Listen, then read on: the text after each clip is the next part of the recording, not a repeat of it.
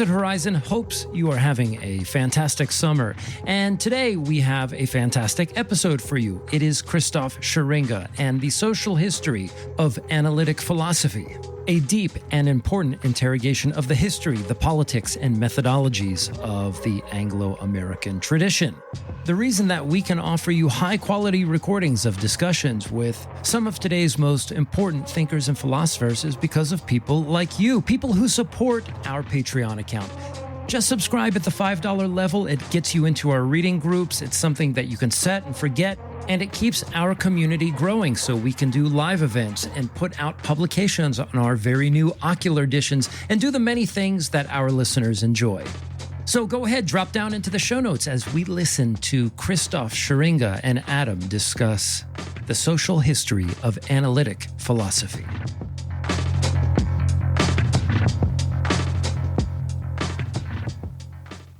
Welcome to Acid Horizon, the Theory podcast. So today we'll be talking about something we don't usually talk about, which is analytic philosophy. I mean, no one asked us to talk about it, and that's probably accurate given we mostly do Deleuze and Guattari, although we have similar lineages if we want to talk about how much he likes Hume.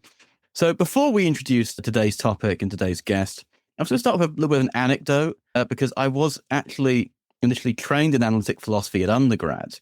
And it's kind of weird now being in this sort of continental milieu. But once I was at a class in which we were doing the philosophy of representation and its criticism, which is, of course, something we cover a lot on the channel, particularly with Deleuze and Guattari, people like Derrida, people like going post-Kantianism, post-Hegelianism, post-structuralism, a lot of posting involved. And we were doing essentially mostly stuff around sort of, I think it was Kit Fine and Richard Rorty. And someone in the class asked the professor, who had the traditional elbow patches and tweed jacket of an Oxford educator and analytic philosopher, and that'll become important as we go along with today's episode. And he said, well, should we maybe look at some of the Foucauldian approaches to this? They've been developing this critique of representational thought for quite some time. To which he said, no, that's for the English department. And to that extent, I decided on that day that I was going to get myself to a Hegel class like I was getting the last helicopter out of Saigon. Of course, listeners, in this analogy, it's quite inaccurate because I would be fighting on the Vietnamese side. But let's start off by talking about analytic philosophy, not simply by taking it on its own terms as an abstract discourse, as it would like us to do, but looking at it in the form of a social history of its institutions, how the label came to be as dominant force in Anglophone philosophy and worldwide philosophy generally, as well as how it portrays its own shadows in the form of continental philosophy and how the field has responded to general crises, including social crises, which it can both comprehend and then rearticulate in its own idiom. And to discuss this today, I am joined by Christoph Schuringa, the author of A Social History of Analytic Philosophy, out now with Verso books. Christoph, thank you for joining us. Really great to be here. Thanks for having me on.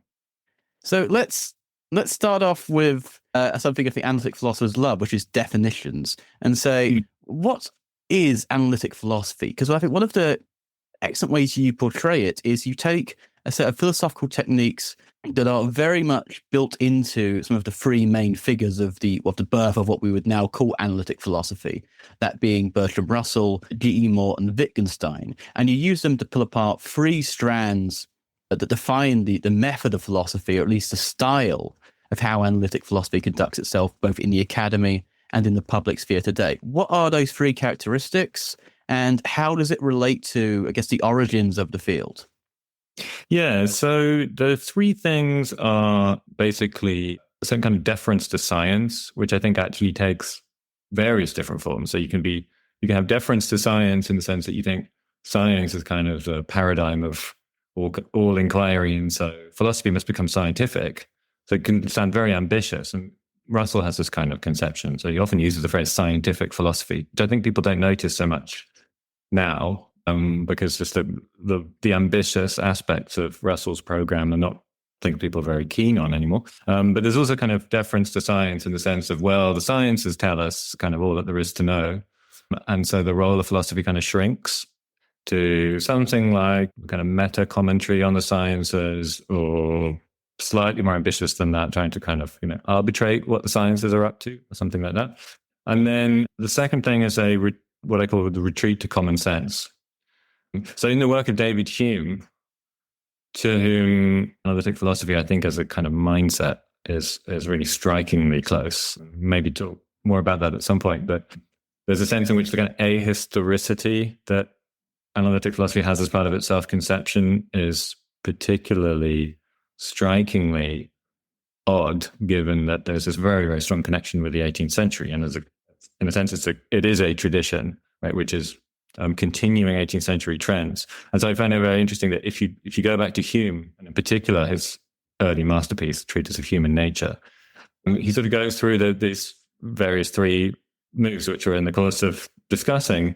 So you get the sort of deference to science thing in Hume when he says, we've had, Newton and Boyle, and it's great what they've done for nature. Now I'm going to do that kind of thing for the mind. And that's, the actual, for real project of the Treatise of Human Nature.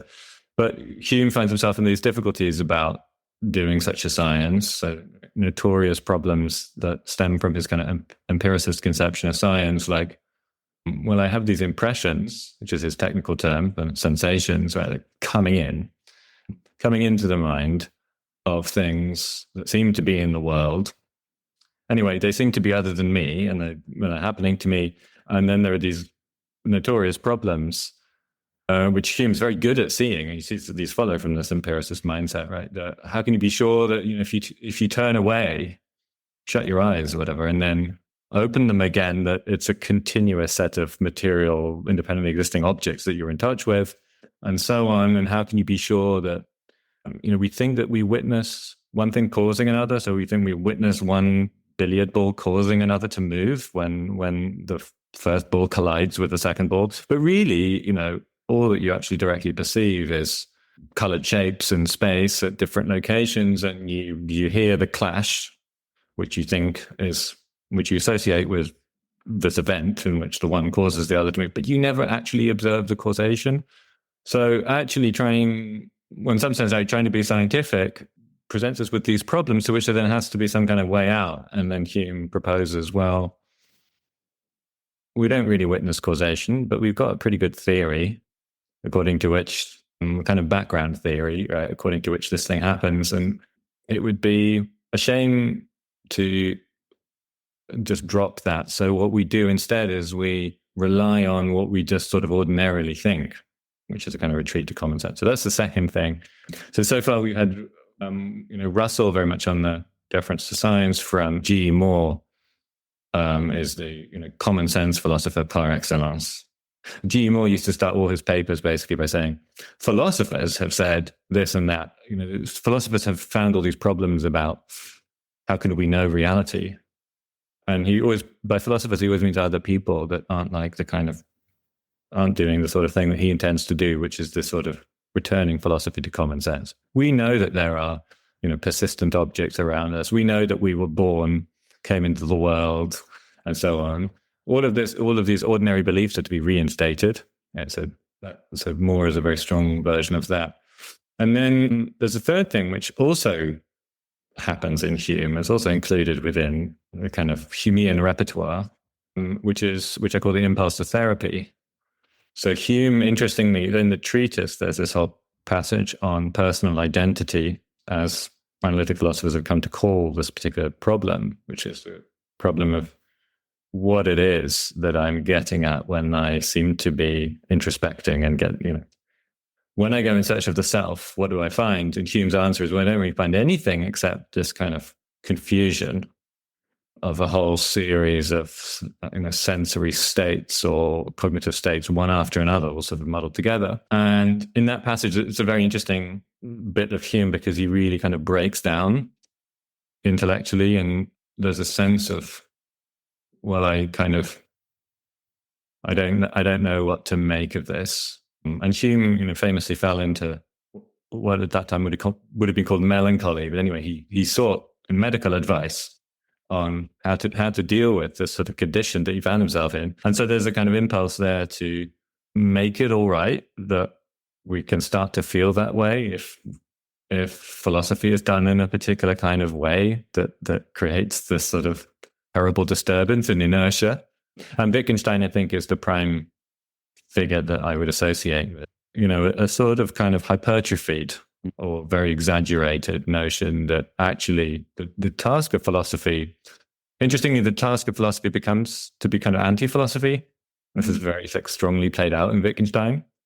One of the things that makes him an interesting thinker, but there's sort of sense that, well, we better extricate ourselves from the problems that philosophy gets us into by a kind of purgation. So sometimes it's called therapy. There's a slight misnomer, I think, because therapy, in the forms it's actually practiced, in which it works, requires the participation of the person that's the patient in a quite particular kind of way. But therapy here means what John McDowell, I think, very accurately called exorcism. It's like a kind of this expelling of demons, right? So if you expel the right kind of demons, the supposed problems of philosophy just dissipate. And it turns out that actually all that we were ever kind of called upon to do was examine our own linguistic practices or something completely different in character from what philosophy seemed to be. So you're saying that analytic philosophy is something that is focused on taking a therapeutic approach to our behavior in a cognitive manner. It's CBT. It's the CBT of the mind. So I know you do actually bring up behaviorism as being like a strong lineage from analytic philosophy, but it does seem like it is the CBT of the philosophical psyche to some extent. Yeah, it has in common with CBT, right? It's adjust the beliefs that are the problematic beliefs without trying to examine other parts of the psyche, let's say, in which the production and the generation of thought resides.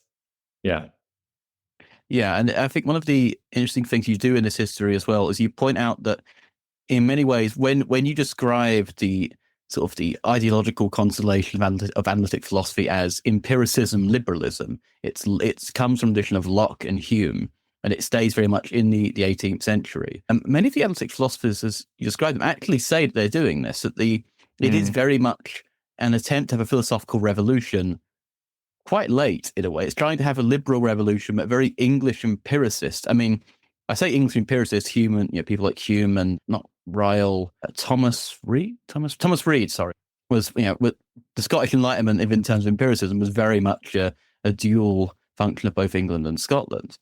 But how do we understand the sort of the idea of analytic philosophy in terms of both this empiricism, liberalism, as well as what it's mainly defined against? Because one of the myths, listeners, or the narratives that gets caught up in the founding of analytic philosophy is that particularly Russell and Moore were great rebels against what they claim to be a sort of a hegemonic Hegelianism. People like F.H. Bradley and Jamie McTaggart, who analytic philosophy courses will always teach his essay on the unreality of time. I did not know he was a Hegelian till about 10 years after reading him.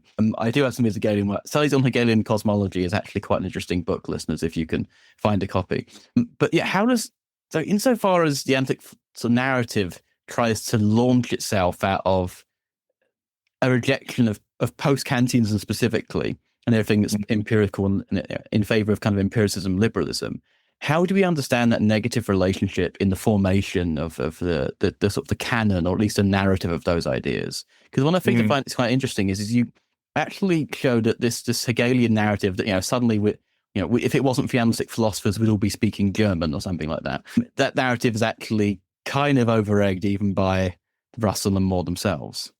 Yeah, there's something really curious about the way that analytic philosophy, well, certainly that part of the ancestry which comes from Russell and Moore, because I have this thesis in the book that actually there isn't really such a thing as analytic philosophy proper until much later, after the Second World War in the United States. But sort of focusing on Russell and Moore as this kind of actually two, I think, major tributaries to this when it all gets joined together after the war. There's something really curious about the way their contribution to this, they're sort of beginning a new kind of philosophy, which they very much do, and they very self-consciously do. Right? And the year is 1898.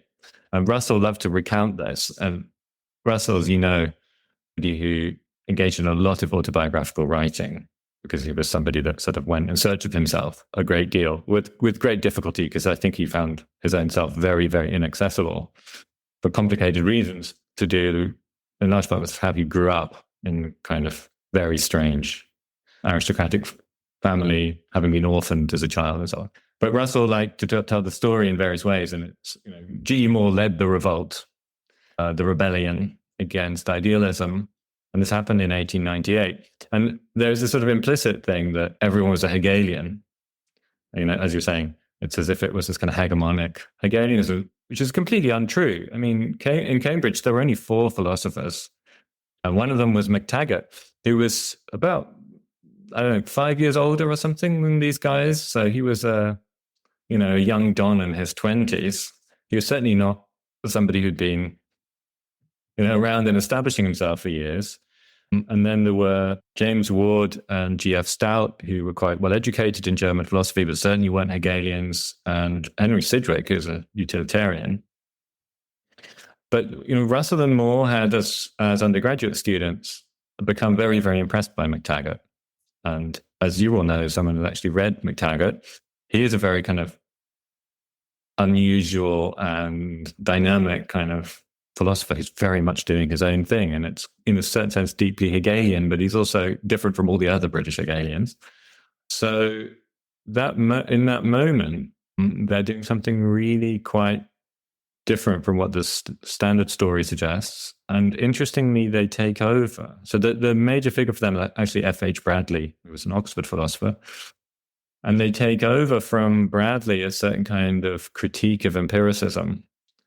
And so Moore writes a paper called The Nature of Judgment, which is trying to take on a certain kind of what later gets called anti-psychologism, which is part of the critique of empiricism, right? So it's trying to think of thought or judgment as not, it's trying to think of thought or judgment not in psychological terms or in terms of kind of mental processes.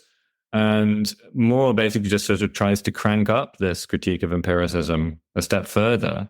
And he ends up with this very, very odd view, which is that the world is composed of concepts, and then sort of at the base level, and then at a less base level, the world's composed of the ways in which those concepts are combined into judgments.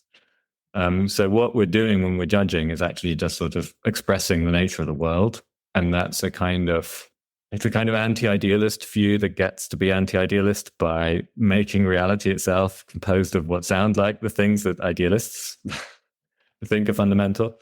But this sort of, that early view then basically doesn't last very long.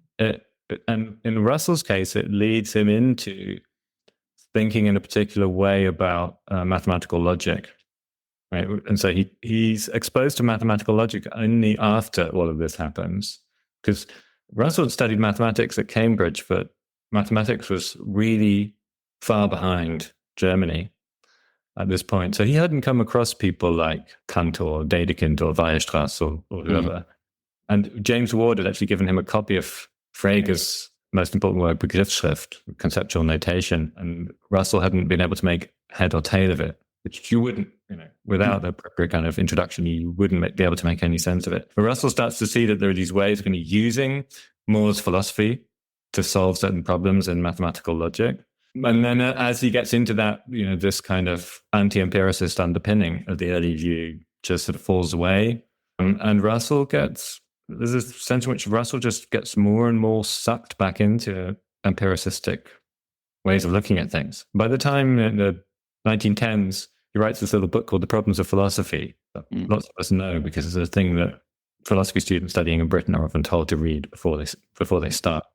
And there, the problems of philosophy are set up in this very kind of Cartesian, Lockean way, in terms of, this poor subject that's confronted with its unassailable subjective experiences as of a world, but then has to claw its way out to establish that world's really there. And so then you get all of the problems of empiricism flooding back in. And it's as if he sort of can't help. Well, this is maybe unfair, but there's a sense of, it's the return to kind of native tendency. I mean, Russell, of course, was from one of the great liberal political families, and he was brought up on a certain kind of intellectual diet that makes it not that surprising, I think. Yeah, it's hard not to be a kind of Nietzschean when it comes to Russell, to think of, that framing of the problems of philosophy, that you constantly have to find justifications for any claim you can make about anything.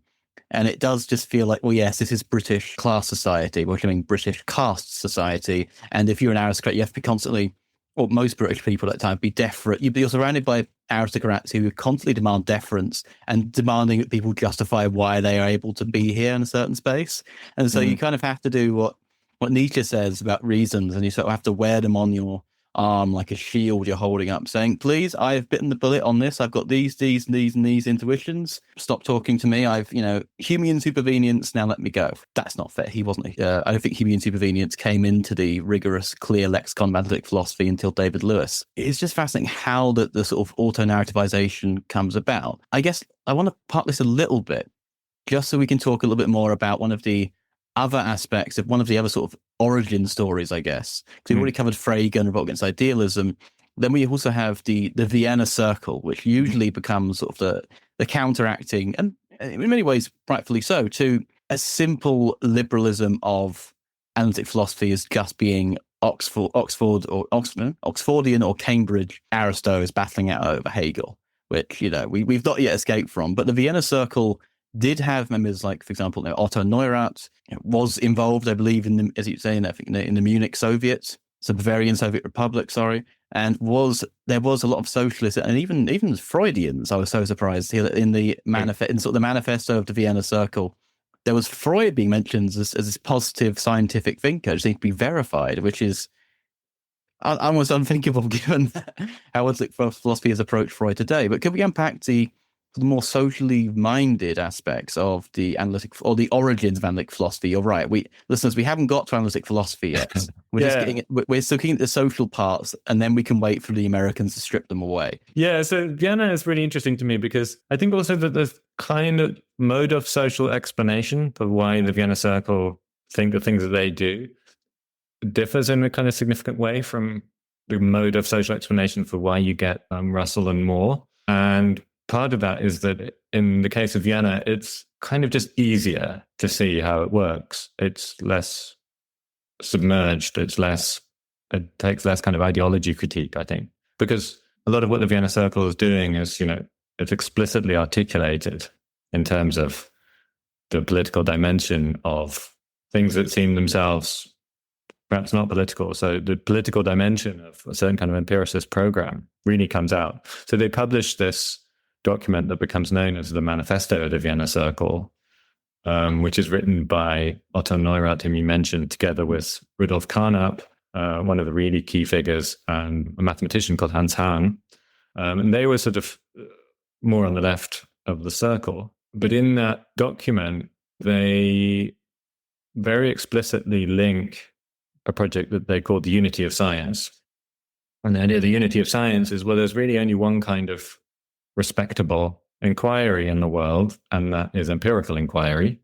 So there are all these debates about the nature of verification and so on, which raise all kinds of technical problems, but there's this sort of basic idea that, well, if it isn't checkable, I just use that instead of verifiable.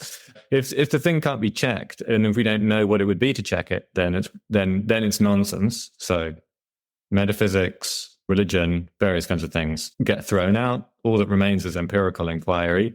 And then the idea of unity of science is, since there's only this one mode of inquiry, the project is to bring all of this together into this one kind of great ambitious program and to publish something called the Encyclopedia of Unified Science, which they did in fact start to produce. And in the manifesto, interestingly, this program, the Unity of Science, which doesn't sound in itself inherently political, is directly linked with a project, a very ambitious social project of universal housing and universal education, a sort of enlightenment project. And if you want to understand how this can possibly be, that, their heroes are, in a sense, human mill, and in another sense, they're talking about carrying out the program of the Austrian Social Democrat Party, which this Social Democrat at this point still means effectively Marxist.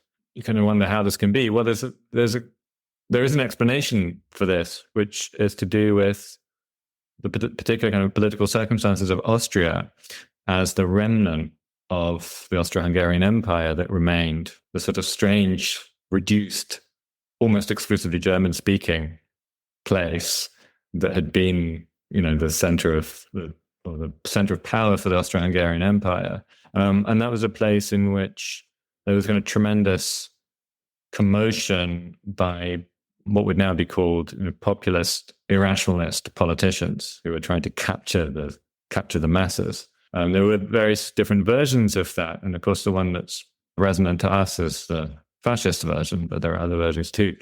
And what happens in that environment is that the liberals who had been sort of responsible for large part of the construction of the Vienna that we know, right? So the Ringstrasse, this great boulevard, which has the Opera House and the Natural History Museum and the Art History Museum and all of this on it, at the period of Vienna sort of rise, partly through being funded by these extremely wealthy, prominent families and so on. These liberals who had been so dominant come to see in the face of this threat from irrationalist movements that sort of sweep up the masses, they see themselves as now kind of called upon to form what comes to seem a natural alliance with the Social Democrats, because what they share is this notion that the way to capture the masses is precisely not to whip up feeling, but to get them basically to capture them by reason. And it's really striking about the Vienna Circle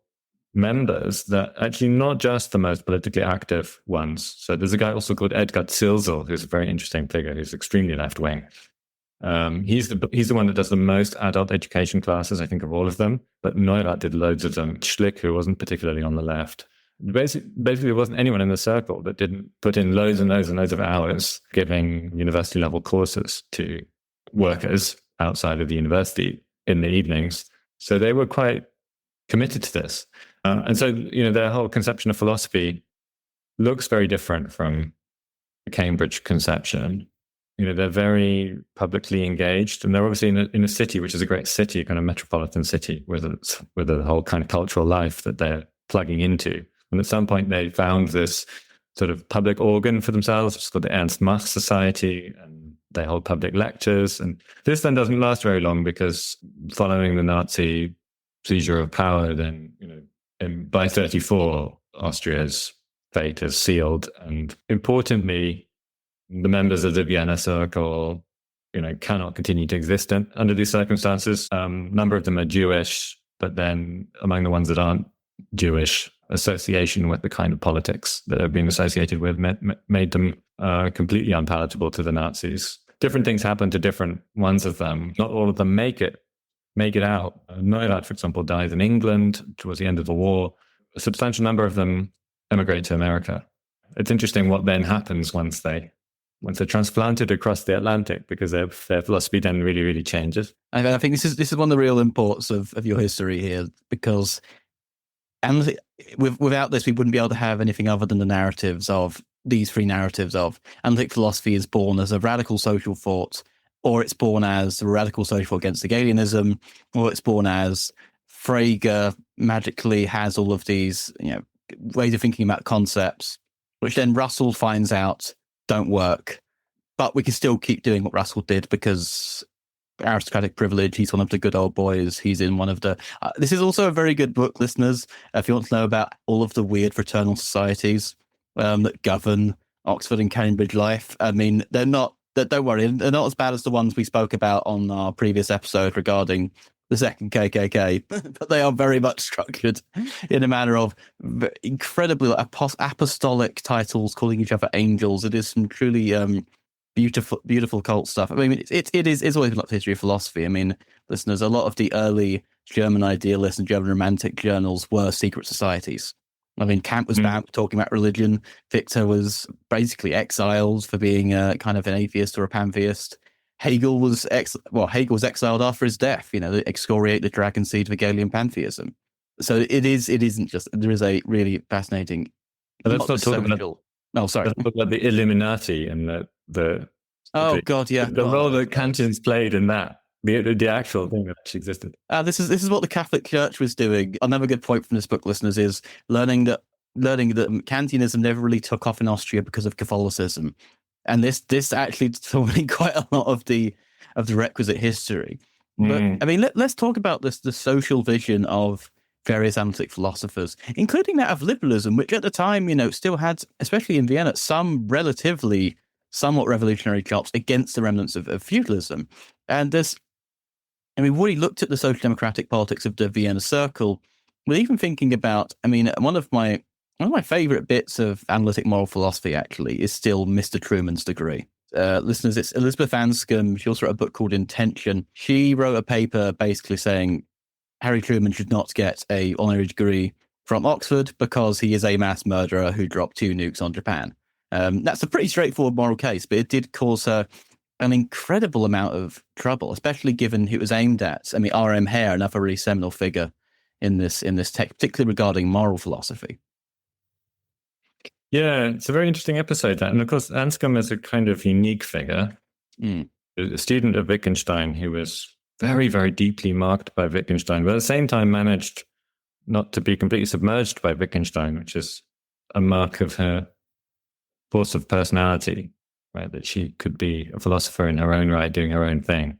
So she found herself in a situation in, I think, 1956 it was, right, that Oxford decides to confer an honorary degree on Harry Truman, and she stages a sort of performance in front of convocation, which is the body at which these things are ratified. And of course, there's, in the ordinary course of things, there's no such thing as contesting such a nomination. But she decides to get up in convocation and give this speech, which is reprinted in her collected works as Mr. Truman's degree. And the argument is simply, you already said it, there are certain acts that just should never be done. And the massacre of the innocents is one of those acts. And therefore, Harry Truman should not be honored with such a degree, or indeed with any kind of honor. And this caused enormous consternation. So one of the interesting details about this is, so Anscombe got her friend Philippa Foote, who was another Oxford philosopher, to come and support her. And I think Foote's husband, who's a military historian called M.R.D. Foote, and one other person, I think, came to support Anscombe's speech. And they were the only people. So, and Foote apparently, Foote reports this herself in a Women's Hour program about Anscombe. She says that she called Bernard Williams, who was at that time a young, sort of prominent Oxford philosopher, on the phone, and asked if he would maybe support this action against this apparently, morally reprehensible development. And she says something like, Williams was simply having none of it. And this was just the general reaction, right? Everyone closed ranks, and Anscombe was considered a kind of, well, I don't know, at best a nuisance, but I think she was considered to be a certain kind of unpleasant eccentric, and then conceived often, I think, in quite misogynistic terms as well. One of the phrases that were used was, the women are up to something, to characterize what was supposed to be happening at convocation, although actually it was only really, I think, there was Anscombe and maybe 2 others. I'm glad those days behind us. It'd be kind of awful if the British liberal academia and the intelligentsia all got together to deny any kind of moral judgment on a mass law of innocence. But luckily, we don't have to deal with it anymore. But let's talk about one of the ways in which the the liberal institutions never really forgave analytic philosophy, or could only receive it in a form receivable to itself. To be a bit Kantian about it. And one of the really fascinating parts of your history, when we get to the formation of what we now know as analytic philosophy, firstly, the term really comes about. The term has a history in terms of analytical philosophy in the journal Analysis. But mostly it does come about in the most common parlance of it as a genre, in the form of textbooks that lay out the field of it. Mostly the ones put together by Feigl and Sellers, and the other one put forward together by Papp. And what's interesting as well is that you put this history of the production, not just of these journals, but of the wider milieu in which these philosophers come to the States and become filtered into a canon of what we now know as analytic philosophy through McCarthyism, through the Red Scare, through the development of certain kinds of conceptual schemas of acceptability, let's say, from places like the RAND Corporation, the Research and Development Corporation. Listeners, if you haven't heard of RAND, they are, you don't need to be too conspiratorial about it, but they are just a big think tank who I think probably do get off on the image of being more conspiratorial than they actually are. But they do put up loads of reports, and like they are just the big think tank before think tanks were a thing. Mm.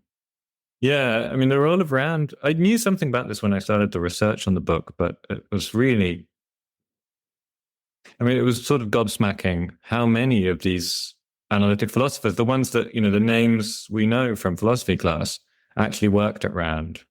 Quine, Tarski, Davidson, Reichenbach, loads more. Most of whom then were very cagey about it afterwards and said, I think Quine said it was merely boondoggles. It's a very kind of Quine, that's the kind of word that you come across in Quine and you think, I've never heard that word used in English before, but it sounds like something somebody of Quine's sort of stylistic temperament might come out with. But it was really crucial because it was a place where people were given a sense, well, they were given a lot of time and they were given a lot of money, and academics receptive to nothing more than the idea that they get a big office in which to just work and do what they like and be undisturbed and get paid lots for it. So it was a sort of very amenable environment in which then people were encouraged to work on these very far-reaching, ambitious real-world projects. Because, as you know, the United States emerged from the war as the prime victor of the war. And so it was in this sort of completely unprecedented position where the only real rival was the Soviet Union and the Soviet sphere of influence.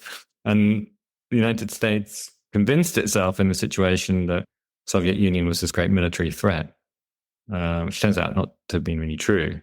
Certainly not on the scale that the Americans imagined this. But so there was this kind of extremely paranoid planning to deal with, the thing that the Soviet Union might do next.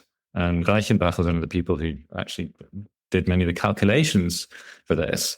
And it was in an environment in which game theory, so there's a kind of trio, right, of a decision theory, rational choice theory, and game theory. All of them actually based on a kind of individualistic psychology. So game theory is about how groups of people or people in competition with each other, anyway, more than one, are going to act under certain conditions. But it's all conceived in terms of, what would Agent A do if Agent A believed that Agent B's plan was such and such? And then you produce kind of aggregates of the outcomes. And this was kind of the new thing in town.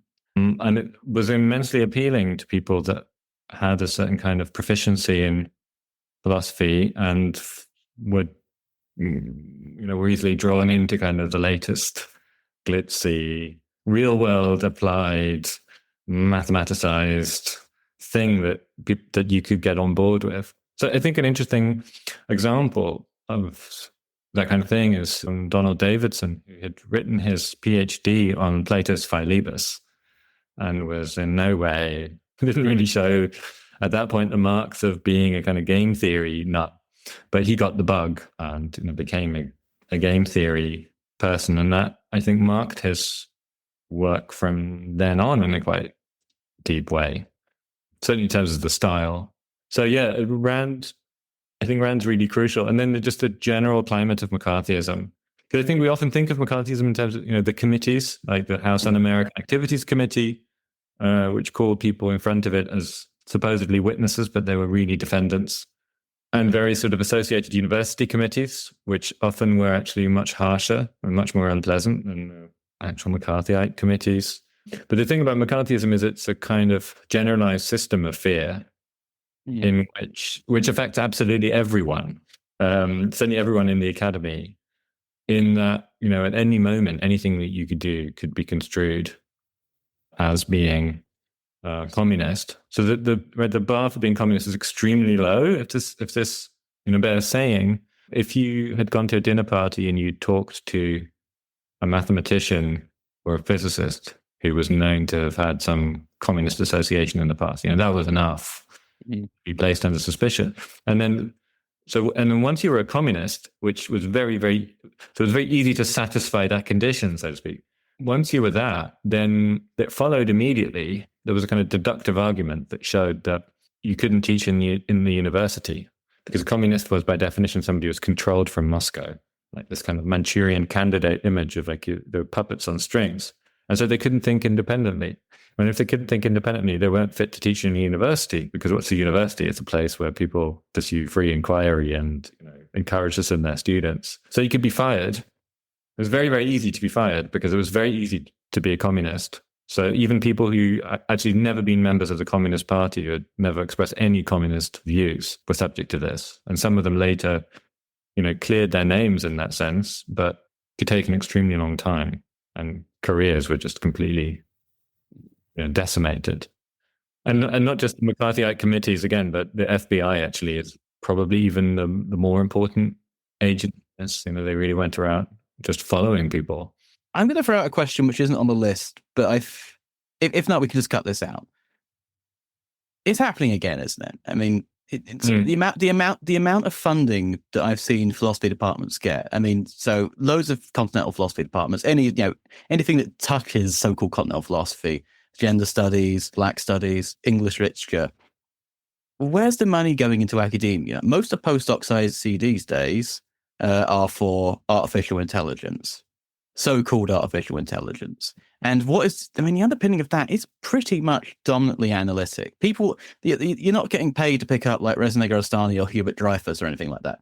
You're getting paid to sort of help people sort out. So the world is basically concepts, as G. Moore says. The world is basically data, and we have to help refine them to their concepts so that the map matches the territory in the best way possible, so they can use it to track us down and control us, basically, or just telling them what they want to hear based on their own sort of common sense. I mean, do you think the shift in academic funding towards the maintenance of tech bro ideology, I mean, even thinking something about like a fraud like Sam Bankman-Fried is parent of two analytic ethicists.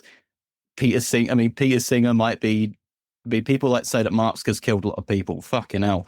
I mean, if you want to put a man with a body count, I mean, the eugenic philosophy of Peter Singer is, people usually think the worst thing that man has done is write that crap book on Hegel.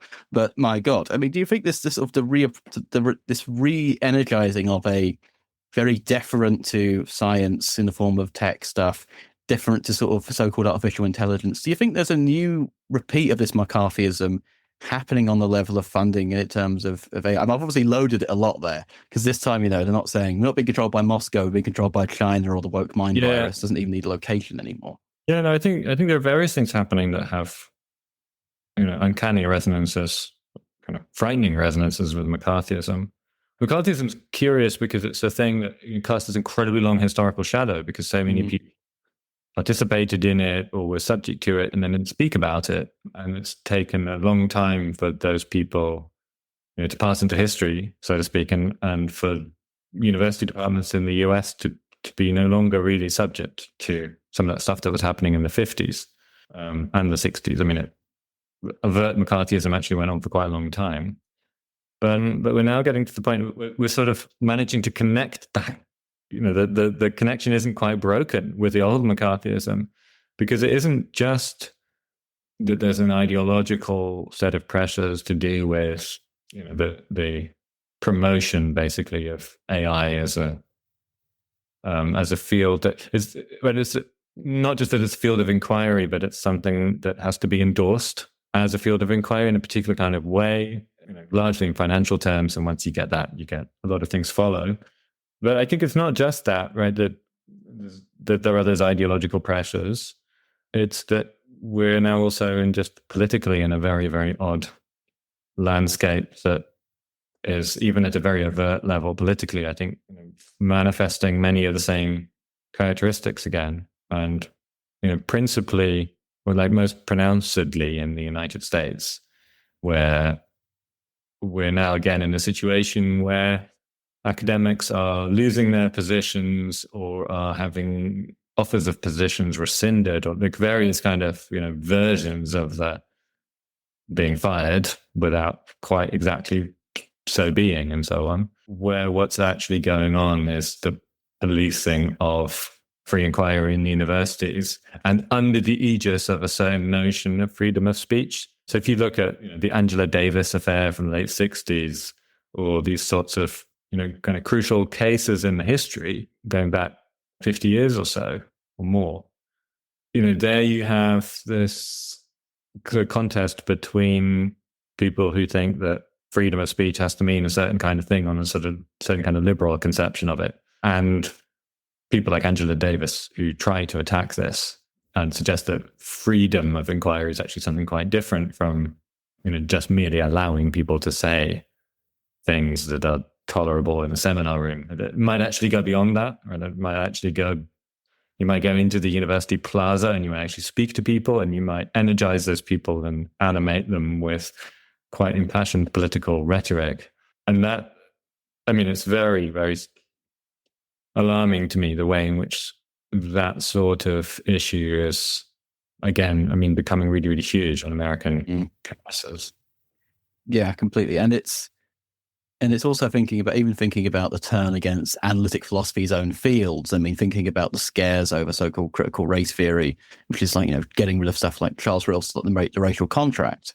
And even just think, but I think one of the things also to bring up here in terms of now we've got to the construction of analytic philosophy is at the same time the construction of its dialectical contrary, although it wouldn't necessarily recognize that contrary as being dialectical, of course, which is continental philosophy, which in many ways had the same kind of demonization. We've had a former prime minister blame Foucault in parliament for many of these things. I didn't realize he was a Marxist-Leninist.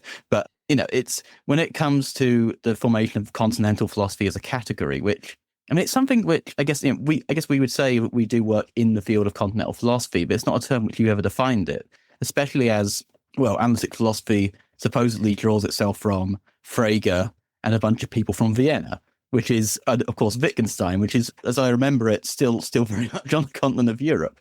But how does this term continental philosophy come about, and how do we understand the relations between the two fields, even though this is a distinction that is almost entirely posited from one side? I guess one of the big cases would be the case of Derrida. Yeah. If you look on French Wikipedia and you look at La philosophie continentale, it just says, this is a term used by analytic philosophers to designate, and then it very accurately lists the things that are brought under that umbrella, which, there's a whole range of things: hermeneutics, existentialism, phenomenology, deconstruction, sometimes even critical theory. And critical theory is a very interesting one, as you'll appreciate, because a lot of the traditional critical theory has really, problematized the notion of philosophy itself, as have other people among the so-called the people that get grouped together as post-structuralists and so on. And in general, actually, and I think what has become known as continental philosophy, and so in that sense now sort of is continental philosophy, I think there's a much greater level of self-awareness about the notion of what it might even be to be a philosopher or to be engaged in philosophy than analytic philosophers tend to allow themselves. They tend to take it as just given that they're supposed to do this thing that they're doing, and it takes place in university departments. And if you ask them, are you sure that you should be doing this? It can incite a certain kind of defensiveness. Or are you suggesting that we shouldn't have the departments anymore?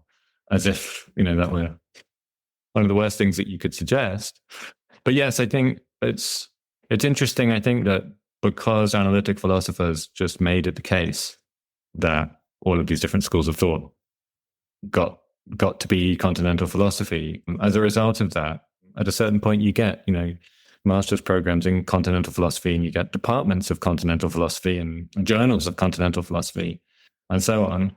And so that's the reality with which we live. I think that analytic philosophers have often said is that, well, the distinction doesn't really make sense, which is supposed to be because, one side of the distinction is methodological, or is to do with the nature of the thing, and the other one is geographical. But of course, that objection doesn't really work because we actually understand it perfectly well. We know that certain people from the continent of Europe are analytic philosophers, like some Scandinavian philosophers, for example, who wouldn't dream of reading Merleau-Ponty or engaging with any continental philosophy, even though they're Swedish. But we understand this perfectly well, right? The philosopher Peter Jews at some point had this funny kind of quip back at the original quip, which was from Bernard Williams about this where he says something like, "Well, I can eat a croissant in Copenhagen without it becoming a Danish pastry." It's a distinction that we actually understand. I also really appreciate, and I as an alumni, I have to bring this up, that the fact that there was an attempt to bring the distinction forth on the other side by saying, actually, no, there's analytic philosophy and there's radical philosophy, which is the formulation of what they would then become, I guess, in the category of modern European philosophy, of which the Centre for Research in Modern European Philosophy gets its name, as listeners may know, something we like to bring up quite often as gone but not for long. Let's say departments of continental thought in the UK. There's another way of doing it as well, which is owed to Etienne Balibar, who was one of the great figures associated with the continental and insular. Oh my God! Oh yeah, that's gold. I mean, that might be a clip. That is. I've never heard him say that before. Well, it is insular because they treat themselves like they've invented it all. We've invented it all again. We've managed to somehow do it all ourselves. And if you bring anything else up, it is just very dismissive. I know, listen, it's hard to feel like history of philosophy about being like, these people are just often just very dismissive, but they really are. Like it's just a matter of the argument. I think it's a matter of a structure of debate, which is fundamentally parliamentary in how it does things. Doesn't typically use concepts of history and isn't able to question its own method of questioning presuppositions insofar as it doesn't question the method of presupposing things, because that's for the I don't even know how they would describe. I mean, continentals become such a vague place of it becomes a place of everything's like silly and fluffy and almost one might tend to say rootless, given you can't root it in any city. Like the distinction really does, and the way they treated Derrida as well, like saying, "Oh, I don't understand this, so therefore no one will." I'm like just a curious incuriosity, which I think if anyone who's had a lot of time dealing with analytic philosophy will find Christoph's book absolutely cathartic. I mean, I was just firing off just quotes from it, just to various people being like, "Oh, this is a complete skewering." It's beautifully dialectical, and it does reflect sort of the ways in which the two fields, if they exist, have had many points of contact that have just completely failed, but usually on one side rather than the other. I mean, to some extent, mutual in the sense of Horkheimer's encounter trying to get the Vienna Circle on side. Read the book, buy the book, read that section. You're not getting any more until you read that section because it's beautiful. Also thinking of you bring up a really lovely encounter, which you can also, I think is actually published a few years ago. Friend of the show, Stuart Kendall, translated the interaction between George Bataille and A.J. Ayer, in which Bataille is actually quite amenable to Ayer because Bataille just has quite a very basic correlationist, I guess we'd call now, position about whether or not the sun disappears when we can see it or not. But there are just so many missed opportunities for dialogue. I think partly, as you say, I think as you sort of demonstrate, is because of the institutional role here. But I know we're coming up to the hour, so I do want to end with talking about the conclusion of the book, really, which is the attempts in which, well, let's just be sort of honest about analytic philosophy in terms of its main projects. So the project, for example, of Russell to establish basically to logically clarify using first order logic and various kinds of set theory all philosophical problems away by turning them into language problems. Listeners, Russell's paradox, you've heard of that. That was the thing that blew up that system to reduce everything to set theory. Wittgenstein's language games basically don't have a theory of history attached to them, and so it just becomes we just find them laying about. So, there's something there, but you do need more history. You need something with concept of history. Ordinary language philosophy. The best output of ordinary language philosophy isn't analytic. It's Judith Butler and G. Deleuze. Sorry. So, in terms of everything they've done so far, they do kind of know it's not doing super well. I mean, I think, in my opinion, the best analytic philosophy these days is still the analytic Hegelian philosophy. I think John McDowell's sort of quite Kantian reading of Hegel, for my shame listeners, is generally quite brilliant. But you end the book by talking about this problem that the field is facing in terms of its self-definition, because its long-term projects, and I haven't listed all of them, haven't been able to respond to the social crises that provoke us into thinking in the first place. Not just we find ourselves in sort of a parlor game or an Oxford drinking society, but genuine social crises that we've already been talking about today. And you talk about how this has led them to really tried to reconceive of the role. Well, it's led them to the impasse of not being able to conceive of their own role in history of philosophy, or indeed the categorization of what's known as Western thought. So I just wanted to ask, how does this problem cash out as you understand it? Cashing out, of course, very much an analytic turn of phrase there. Do they just have to bite the bullet on their intuitions that they are that separate? Or does this lead to something of a rapprochement with what's known as continental thought? And indeed, if it does, can it approach it on its own terms? Or does it become, as you suggest, a kind of colonization of other kinds of philosophy? Yeah, I mean, rapprochement, there's a kind of sense of rapprochement with, people that are then, after all, considered kind of great thinkers from the other side. So there's been interest for some time in Heidegger, and Merleau-Ponty, I think, is a big one. And so there you get, at some point, even Derrida and Deleuze get selected for sort of analyticization, I guess would be the word, right? And that's sort of interesting phenomenon, which it's something that you'd think maybe at some point would just sort of naturally occur to some people to do. Fairly early on, it was Nietzsche who comes out you get something very odd when you analyticize Nietzsche, the Nietzsche of necessary and sufficient conditions. And what's Nietzsche's account of amor fati? So that's been going on for a while. People find such things to do. But I think the more interesting sort of general development, which you're also alluding to, is that I think, analytic philosophers, they don't in fact operate in a complete vacuum, and they do operate inside the university as a place where all sorts of things are happening, which, as people who are, relatively smart and astute people, start to matter to them. And so various kinds of social movements, for example, that have been shaping the things people do in humanities departments, at some point end up sort of impinging on the consciousness of people in philosophy departments, including when they're predominantly analytic. And so the Black Lives Matter movement, or various kinds of feminist movements or trans movements, are things that start to make their imprint on people's minds. And so as a result of that, you get something so there's one philosopher who's called what's been happening in analytic philosophy the social turn in analytic philosophy. And I think that's actually a misnomer, because as this guy, Kevin Richardson, his name is, says it's a blog post, so one shouldn't perhaps hold him to account too much, but he's in that blog post, he says in a sort of offhand way, well, it's like the linguistic turn, in that it's a kind of seismic shift in how philosophy is done. So the idea of the linguistic turn was, well, now everything's going to be done somehow through the medium of language, which was a kind of overturning of what Descartes had done, which was to do it all through the means of epistemology.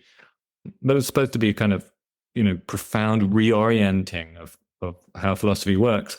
And I don't think there is a social turn in that sense at all. I do think that there's a social turn, or there's a turn towards social topics in terms of what analytic philosophers write about. And that's been a very interesting, I think it's historically a very interesting development, because if you look at feminism, for example, in the 80s, you already get philosophers who are in analytic departments, who are women in those departments, who are interested in feminism, sort of finding that they have to, in some way, sort of stick their head out of the window of the analytic philosophy department and get into other domains of what's happening sort of outside, because feminism is sort of by definition something that's beyond what analytic philosophy, even wants to occupy itself with, because this is kind of completely beyond the pale to ask the kind of questions that feminists are asking, much less to make kind of demands that are part of being a feminist. But you get this sort of there's a sort of inching towards something that then really appears in the 1990s, which is analytic feminism, where it becomes for the first time possible to say, well, I'm an analytic philosopher doing feminism in an analytic way. And so part of what I tried to do in the last chapter of the book is, for both feminism and for race theory, which becomes sort of rebaptized critical philosophy of race, among the people who do this from within the philosophy departments, you get a recasting of existing critical and radical intellectual movements in analytic terms. And it's very interesting, I think, what happens. And some of this is, requires really going into the specifics. But for example, among analytic feminists, there's are focusing on a particular set of issues that really kind of shapes this subdiscipline initially, which is to do with the existing discussion in the United States of feminist criticism of pornography that's rooted in the work of Catherine MacKinnon. And Catherine MacKinnon's work is somehow, I mean, not surprisingly, Catherine MacKinnon's work is very suitable for the kind of treatment that analytic feminists want to give their philosophy, because her discussions of pornography are all couched in the terms that the American law, US law, gives to this, right? Because in America, pornography was regulated in terms of speech rights, the rights of pornographers to express themselves in certain ways. And so part of what analytic feminists do is to try to turn some of those arguments on their head and taking their lead from Catherine MacKinnon.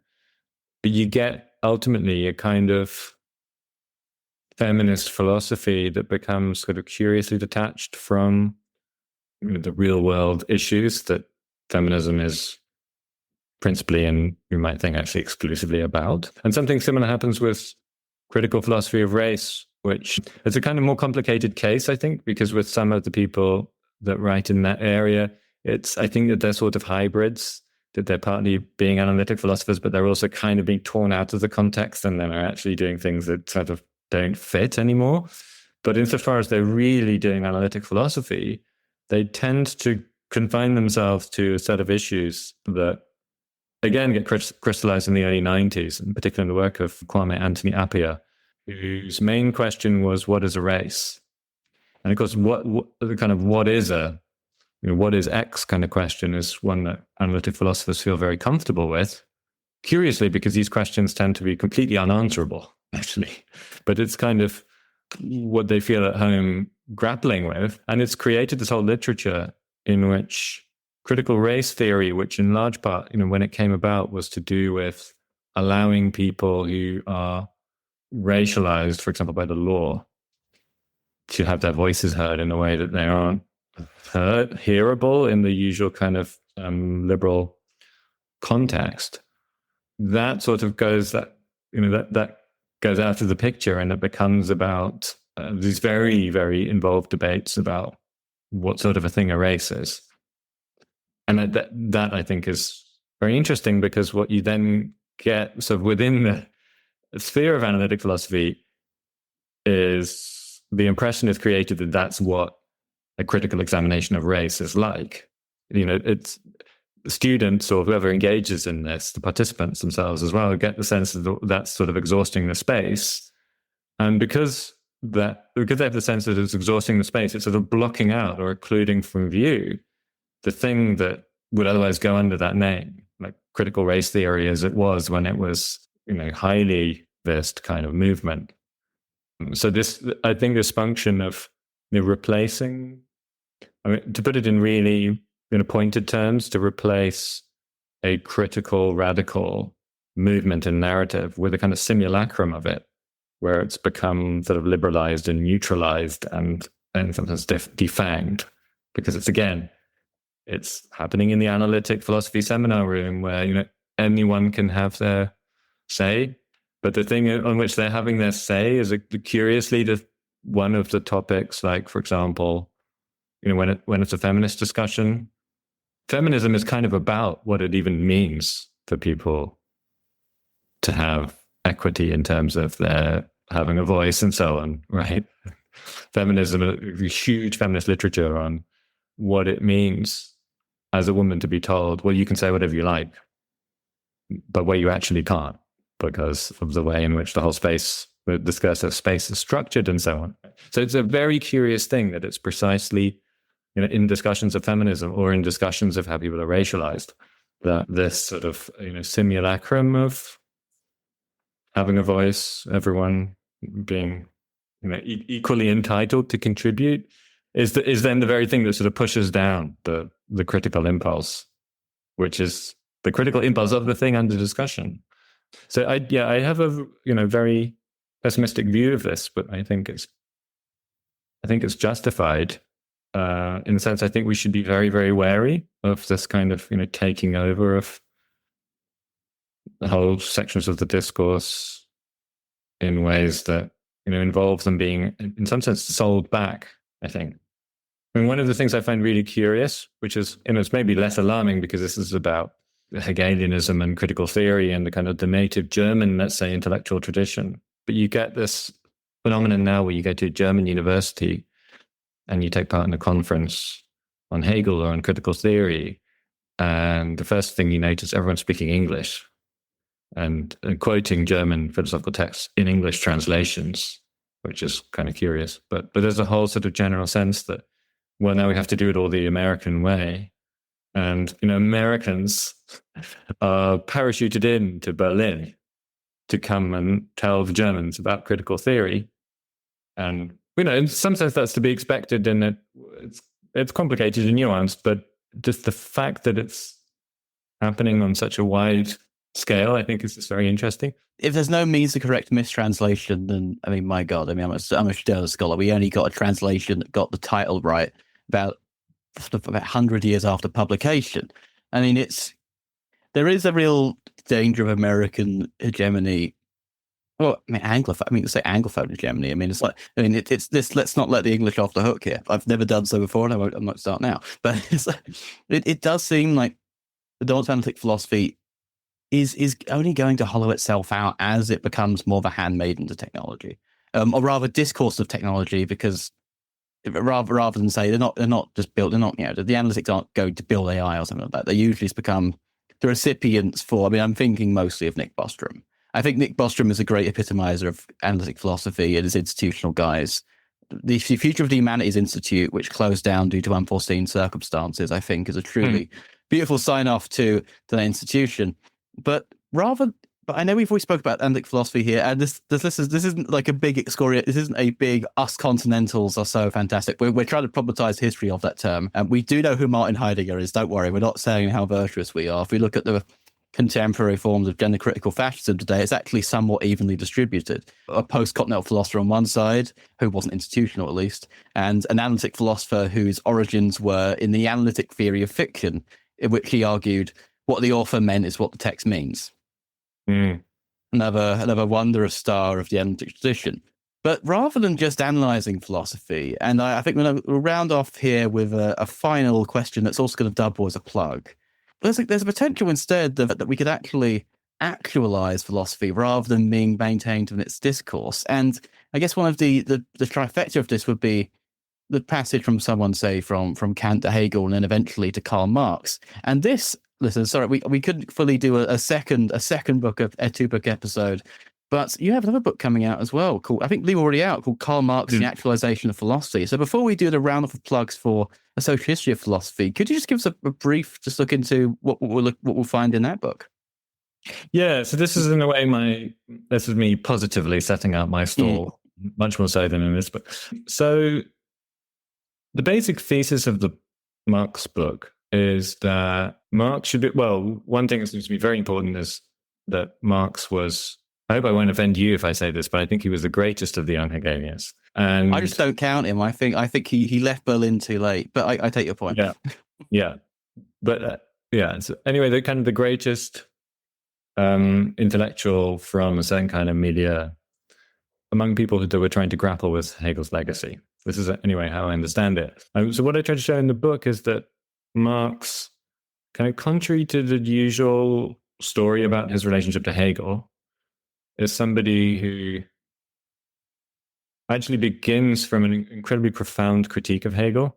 So I tend to put it by saying that Marx begins from a point of almost absolute proximity to Hegel. He really, really takes on Hegel's philosophical project, which can be characterized as trying to exhibit the unity of concept and actuality. So this is one way to characterize the thesis of absolute idealism. And I think what Marx tries to do is to carry this thought through in a way that he thinks Hegel didn't. So as soon as I start to say that, it starts to sound, and this is how I want it to sound, like Marx is a really radical critic of Hegel in the sense that his criticism of Hegel is not only one that's deeply appreciative of what Hegel is really up to, but ends up placing him very, very far from Hegel, let's say. So one thing I try to do in the book is to take really seriously Marx's own statements about how critical he is of Hegel, which I think in the academy today, so this is a bit going back to the theme of kind of, ideology critique of what happens in universities. I think people are very eager to sort of equate Hegel and Marx, and it's something I'm very suspicious of. So what I try to do in the book is to show that Marx does the thing which he talks about in some of his very earliest works, which is to actualize philosophy, this is all metaphorical, but to kind of raise philosophy to its highest powers and make philosophy what it really is. And that is to make it be the activity of living human thinking beings. So the kind of early parts of the book are largely about his critique of Hegel. And then the latter parts of the book are an attempt to show how we could understand Capital, so Marx's late work, as exhibiting the actualization of philosophy. And I do that largely by trying to show that Marx, at least by his own lights, is doing dialectic in Capital in a way that he thinks Hegel actually wasn't doing. So on my reading, Marx thinks that Hegel tried to do dialectic, but ultimately failed. He had a failed conception of dialectic, which is tied up with the notion that philosophy is, as Marx interprets it, self-sufficient. So there's a kind of dialectic which indulges in what you might almost call a fantasy of self-sufficiency, that logic can take care of itself in a certain way. Yeah, so that's the basic idea. So Marx actualizes philosophy. Well, as Adorno said, the moment of philosophy's actualization was missed, but not because it couldn't be done, because it hasn't been done yet. Because he was thinking about the Luxembourg and Leibniz. That sounds actually really exciting. So yeah, it is hard not to, after doing a long study of that sort of 1840s milieu, not to come back to Marx and be like, this is the only way out of this deadlock. Particularly when it comes to, I really appreciate, for example, Nicholas Lobkowicz's account of his theory and praxis. He's basically like, okay, after Stirner, there's the problem of, Stirner has just pointed out that Feuerbach is basically still stuck in the logic of essence. How do you advance to a logic that basically tries to think about it in terms of relations? Otherwise, you are just going to be in the same Feuerbachian route and get taken down by Stern just saying, you have said what you have said, which is that there is a real essence out there, and apparently that's made out of matter. And then Marx is possibly, I think, the only theoretician who can actually gets out of that milieu. But anyway, that's enough of me ranting in anticipation of actually reading this goddamn book. But of course, A Social History of Analytic Philosophy is out now with Verso Books. I believe there's going to be some events coming up. I believe there's one on the 30th of this month, I believe, at Houseman's. Yes. Yeah. Yes. It'll be out by then. Good friends of the show, Houseman. We'll link that down below. Is there anything else you're currently working on? I mean, you've just done 2 books, so I would advise not to. But anywhere people can find your work beyond this, anywhere people can keep updated?